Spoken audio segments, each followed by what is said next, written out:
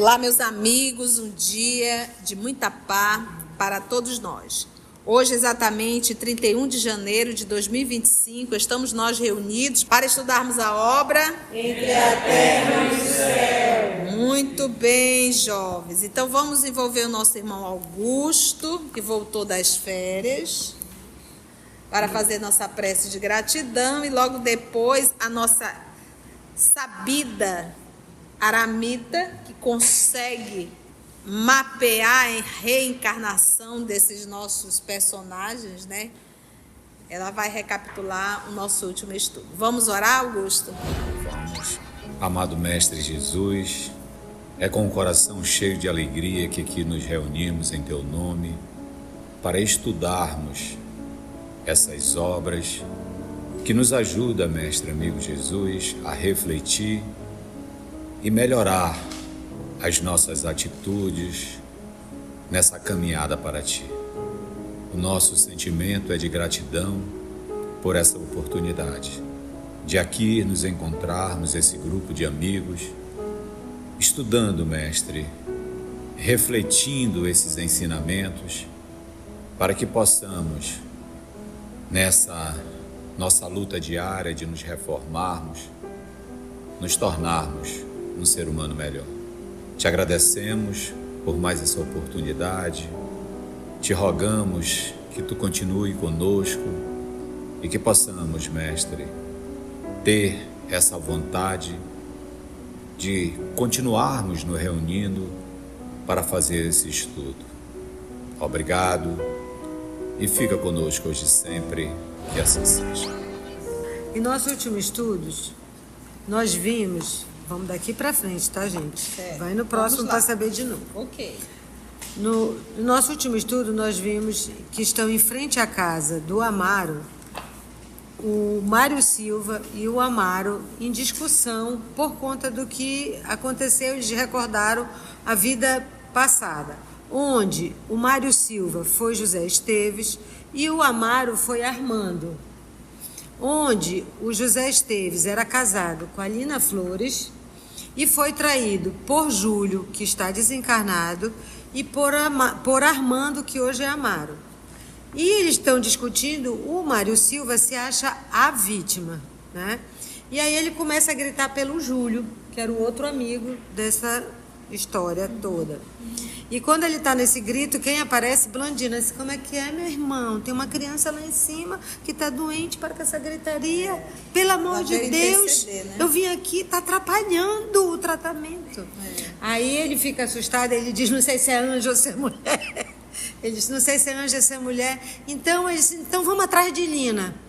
Quando ele disse que vamos atrás de Lina, o Clarencio pega e diz para ele se acalmar e vão lá para dentro. Quando ele olha quem está na cama, toda estropiada e toda adoecida, é a Zulmira, que era noiva dele nesta vida. Que é a madrastra do Julinho. Que é a madrastra do Julinho e esposa hoje do Amaro, que era Armando na outra encarnação. Quando ele olha, ele disse, Zulmira, né? E aí eles vão... Odila. A Odila não tem nada a ver com... Não. Mas a Odila não está interligada com esse grupo, né? Não. Não aparece a Odila. Não. Porque a Odila Não vamos até aí, Não senhora. vamos até aí. O Clarencio disse que é melhor te não mexer nessa não parte mexa da com esse Odila. lado daí, não. Vamos só... A Odila só está com raiva dessa vida mesmo, porque é segundo Não dá para esposo. mexer nesse caldeirão, é outra obra. É muita obra. Deus do céu. Então a Odila está obsidiando a Zulmira e a Zulmira está prostrada. E quando ele olha, ele vê Zulmira e aí ele não entende e aí eles estão conversando porque o Mário Silva, que foi José Esteves, ele foi noivo da Zulmira e ele acusa o Amaro de ter roubado a Zulmira dele. E você vê, ela não casou com ele, né? Não. Ela só foi noiva dele. Só. E parece assim... E foi uma pessoa que está no passado, ela nem lembra mais. Mas, na verdade, eles têm um vínculo, sim. E é isso que a gente esquece na nossa vida, no nosso cotidiano. Essa teia. Todos nós estamos interligados. Então, a gente vê aqui, por exemplo, nós que estamos aqui, reunidos, estudando. Será que é a primeira vez que a gente se encontra? Né, Aramita, Carlinha, Augusto, Tarcísio, né? Será que nós também não estamos interligados? né, de existências anteriores, e de repente agora a gente diz, não, vamos agora nos reunir para tentar consertar a bagunça que já fizemos, e estudamos e compartilhamos, né, com outros tantos. Então ninguém sabe do nosso passado, mas e isso a gente, a mesma coisa, família. Família é principalmente uma ligação do passado. Olha aqui o caso do Amaro. Então a família não é um acaso da lei. E agora que o Mário Silva... E os sentimentos também não. E agora que o Mário Silva está se dando conta que Zulmira e Lina são a mesmo espírito, mesma pessoa. Que a Zulmira está baqueada, né? Quem está obsidiando a Zulmira é a Odila, né? E, na verdade, ela mesma, a própria Zulmira, porque ela carrega o quê? Culpa. Porque ela sabe que ela também é responsável pela morte do Júlio. Que outrora foi... Júlio. Pois é, mas que foi o que para ela? Amante. Vamos nós então? Que Jesus nos conduza. Estupefato, Silva exclamou, cambaleante. Quem é o Silva? O Mário Silva. Mário Silva. Quer dizer então que Zulmira me traiu 2 vezes? Pronto, o Mário Silva traiu ele na passada e agora... Porque ela não traiu, ela o deixou, né? E ele já... Ou seja, quando a pessoa está azeda, né, que a pessoa não está legal, ela sempre aumenta a proporção de tudo, né? E ele se sente vítima sem também ter sido, porque ele também causou desordem matrimonial lá no Leonardo e a Lula. E se sente no direito de julgar, né? Corrigiu Clarencio sem alterar-se. Não te refiras à traição. É imprescindível compreender.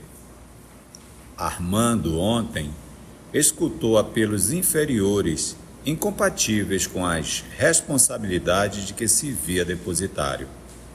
Hoje é compelido a responder, embora constrangido, a requisições de natureza edificante, às quais, em verdade, não lhe será lícito fugir. Lina Flores reclama alguém que a recambie ao serviço renovador, a fim de que se habilite a auxiliar Júlio devidamente. Todos somos devedores uns dos outros. Acho legal essa frase, sabe? Todos somos devedores uns dos outros. Ninguém está na vida de ninguém por um mero descuido da lei. Todos nós estamos interligados. As almas aprimoram-se, grupo a grupo, à maneira de pequenas constelações, gravitando em torno do Sol Magno, Jesus Cristo. Como um astro que se distancia do núcleo em que se integra, abandonaste a órbita de velhos companheiros de evolução, caindo pelas vibrações de afetividade e ódio, no centro de forças em que Leonardo Pires e Lola Ibarruri aguardam-te a precisa cooperação, de modo a se liberarem perante a lei. Então a gente diz assim, quantas pessoas existem na Terra que está no meio estranho? Diz assim, eu estou aqui, mas eu não me sinto parte desse local, eu não me sinto parte dessa família. Então ele diz assim, presta atenção, que nós evoluímos, olha só, eu vou voltar aqui, ó. Todos somos devedores uns dos outros, as almas aprimoram-se, ele não está falando de expiação, está falando de aprimorar, aprimoram-se grupo a grupo, à maneira de pequenas constelações que estão ali gravitando, girando em torno do Sol Magno, que é o nosso Senhor Jesus. Ok. Aí o que ele diz? Como um astro que se distancia do núcleo em que se integra, abandonar-te a órbita de velhos companheiros de evolução. Então, ou seja, eu aprontei, logo eu fui tirado desse grupo de evolução, porque não tenho mais como acompanhar. Então, da mesma forma que nós somos exilados de um planeta, nós também somos exilados do grupo de afinidade. Porque o grupo continuou e a gente arrumou uma encrenca com outro grupo. E aí eu sou levada para onde? Eu tenho que corrigir o que eu fiz com outro grupo. Entende? Então, tira do grupo afim, que estava todo mundo legal, tudo maravilhoso, tira desse grupo. Você arrumou encrenca com aquele ali. Você foi namorar o fulano, você matou o cicrano. Você fez mal. Agora você vai para onde? Você vai para o outro grupo, que você vai se sentir um peixe fora d'água, revoltado, mas você precisa se reabilitar com esse grupo. Não é comum a gente encontrar, como eu escuto, eu estou no grupo familiar, mas eu não me sinto parte desse grupo.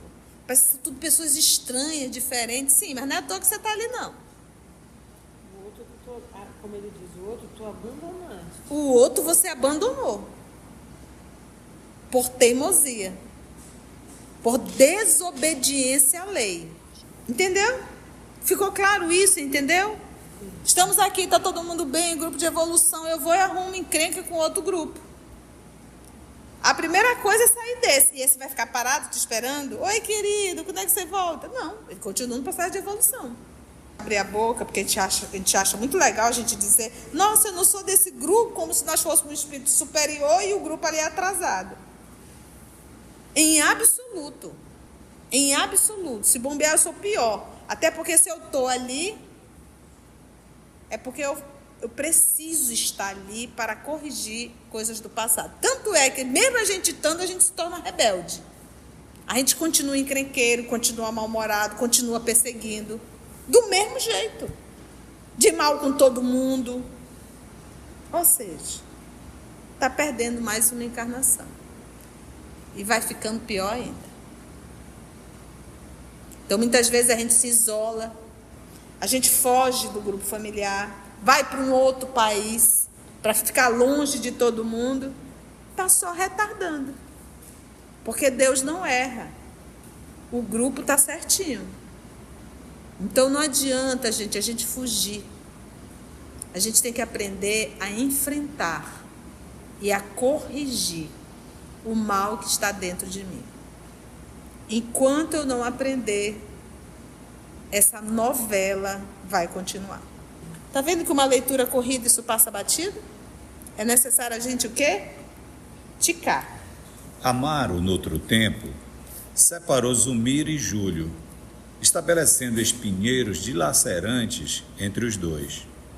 Agora, cabe-lhe reuni-los no carinho familiar, para que na posição de mãe e filho se reajustem na afeição santificadora. Antigamente, isolaste Leonardo da afetuosa assistência de Lola, criando embaraço asfixiantes à própria Masha. Prepara-te na fé para congregá-los de novo no templo doméstico, igualmente na condição de filho e mãe, de maneira a se redimirem para a bênção do amor puro. Nossas ações são pesadas na justiça divina. Não podemos enganar o Supremo Senhor.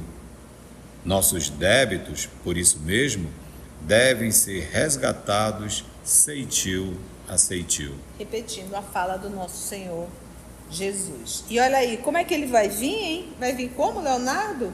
Filho dele com a Lula. Então, olha o vínculo dos pais com os filhos, dos filhos para com os pais. A ligeira preleição, nessa ligeira fala ali, trouxera-nos enorme proveito, diz André. Amaro dobrara a cerviz, revelando-se disposto a obedecer aos ditames, aos ditos de natureza superior, fossem como fosse. Olha aí a posição do Amaro. Silva, no entanto, Silva é aquele que mais percebe o seu próprio erro? Não. O Silva ainda está na condição de apontar, acusar, agredir. E ele é o certo, a vítima, o santo, né? Então ele diz, então o Silva está nesse nível de só reclamar, só reclamar. Então quem muito reclama mostra também a sua condição espiritual, de revolta, de rebeldia. Silva, no entanto, não parecia desperto para as verdades que Clarencio pronunciara. Hipnotizado na contemplação da mulher querida, demonstrava-se o quê? Indiferente. Indiferente é o quê? A fala de Clarencio. A ideia fixa é um processo auto-obsessivo.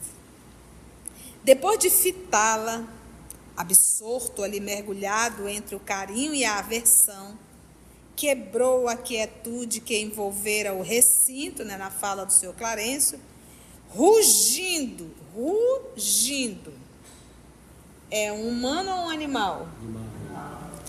Desesperado. Não posso modificar-me, desgraçado de mim.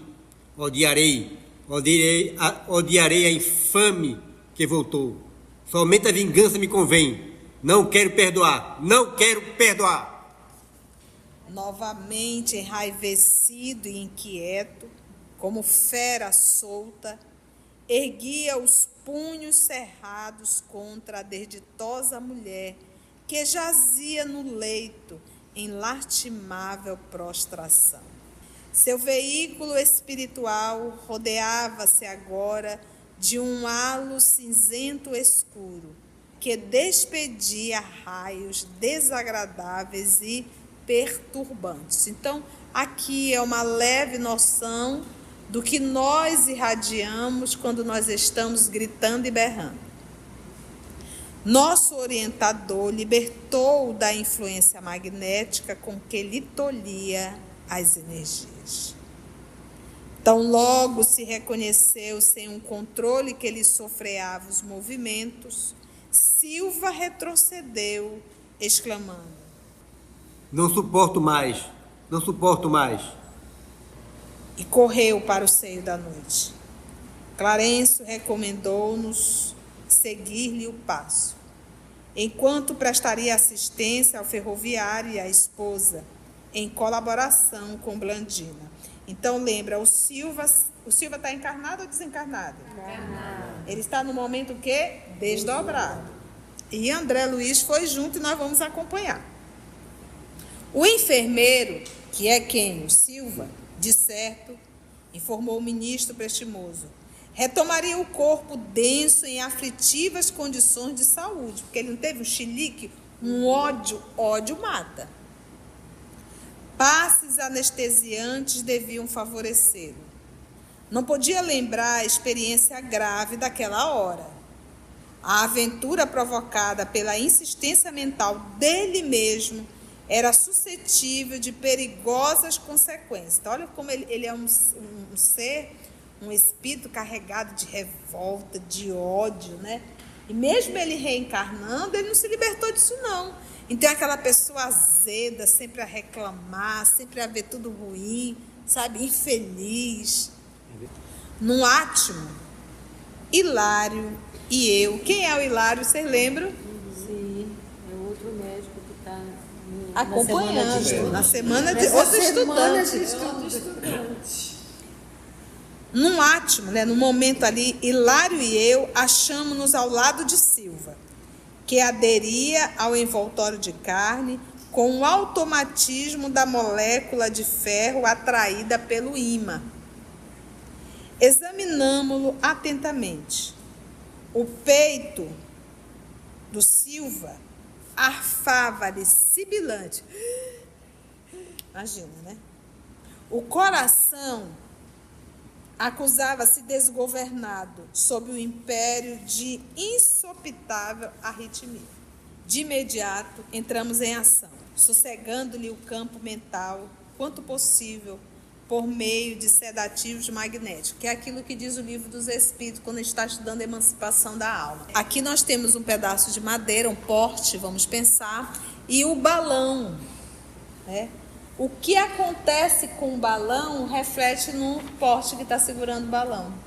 Então, esse porte seria o corpo físico, o balão seria o espírito. Então, o que acontece no espírito reflete no corpo físico. De imediato, entramos em ação, sossegando-lhe o campo mental, quanto possível, né? Porque quanto possível, por meio de sedativos magnéticos.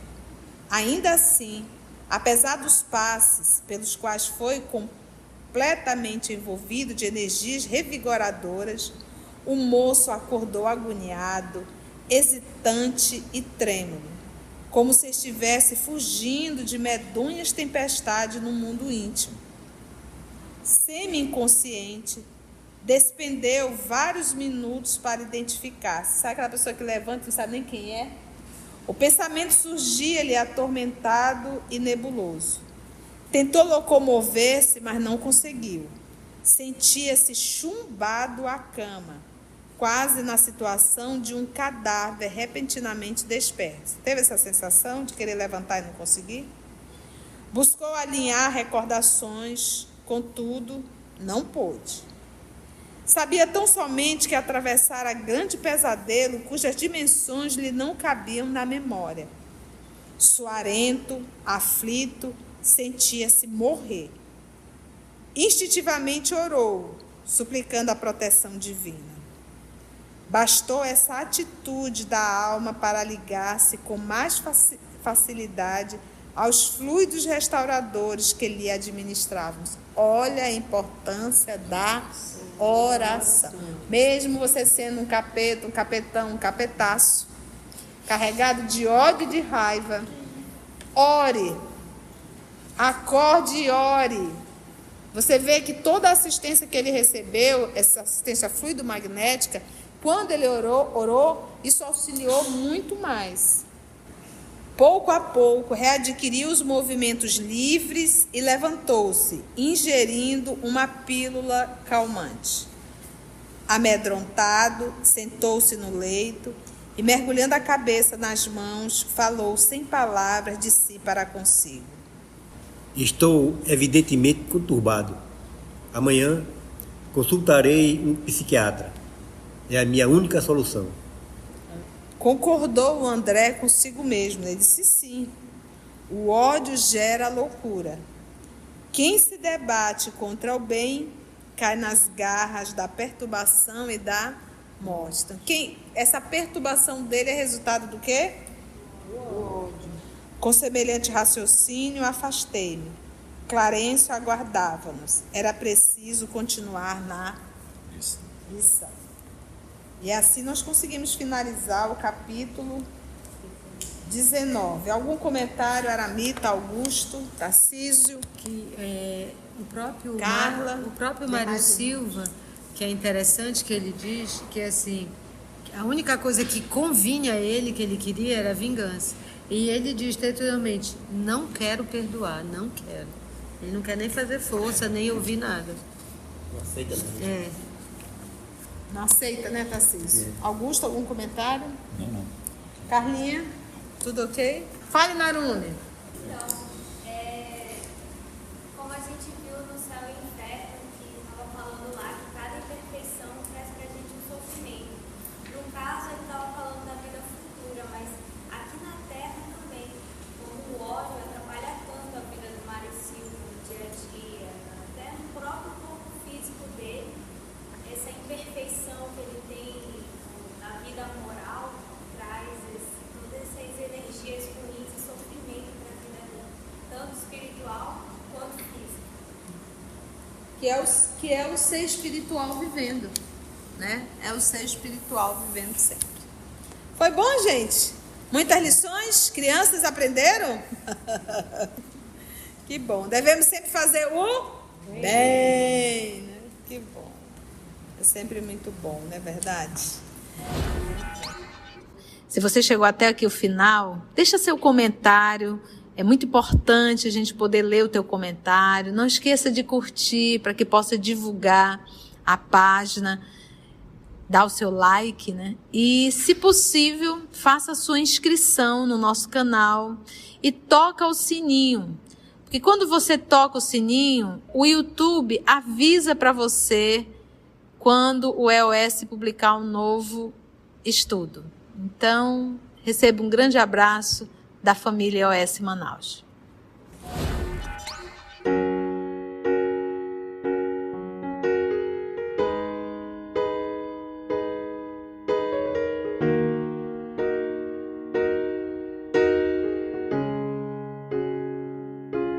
Antes de orarmos em agradecimento, vamos ouvir algumas considerações da tia que destacamos neste estudo para a reflexão dos ensinamentos.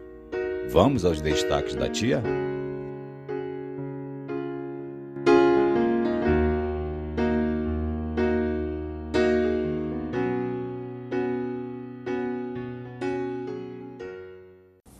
Todos somos devedores uns dos outros. Ninguém está na vida de ninguém por um mero descuido da lei. Todos nós estamos interligados. Então, ou seja, eu aprontei, logo eu fui tirado desse grupo de evolução, porque não tenho mais como acompanhar. Então, da mesma forma que nós somos exilados de um planeta, nós também somos exilados do grupo de afinidade.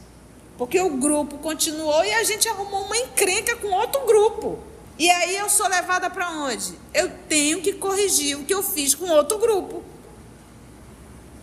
Então, muitas vezes a gente se isola, a gente foge do grupo familiar, vai para um outro país para ficar longe de todo mundo. Está só retardando. Porque Deus não erra. O grupo está certinho. Então não adianta, gente, a gente fugir.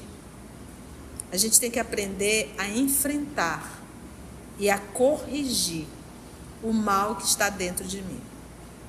Enquanto eu não aprender, essa novela vai continuar.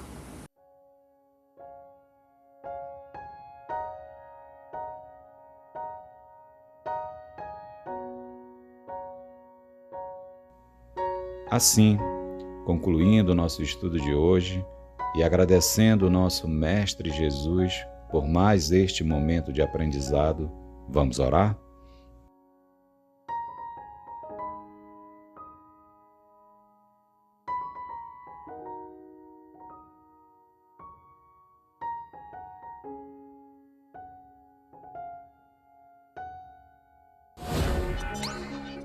Wesley, venha fazer a nossa prece de gratidão, por favor. Querido Pai, muito obrigado, Senhor, por esse momento de reflexão, estudo e aprendizado, por esse encontro de almas, né?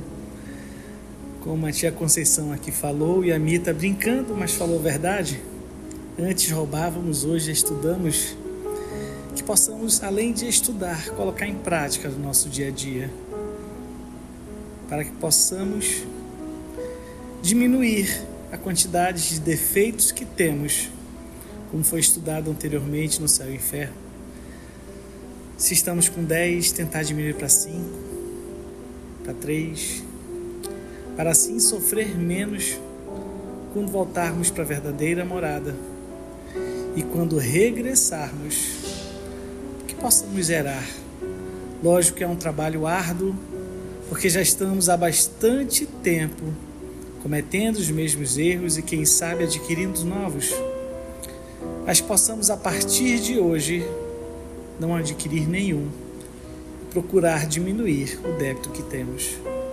Obrigado pela sua bondade infinita em sempre nos conceder chances, que possamos aproveitá-las. Muitíssimo obrigado, querido Pai, que assim seja.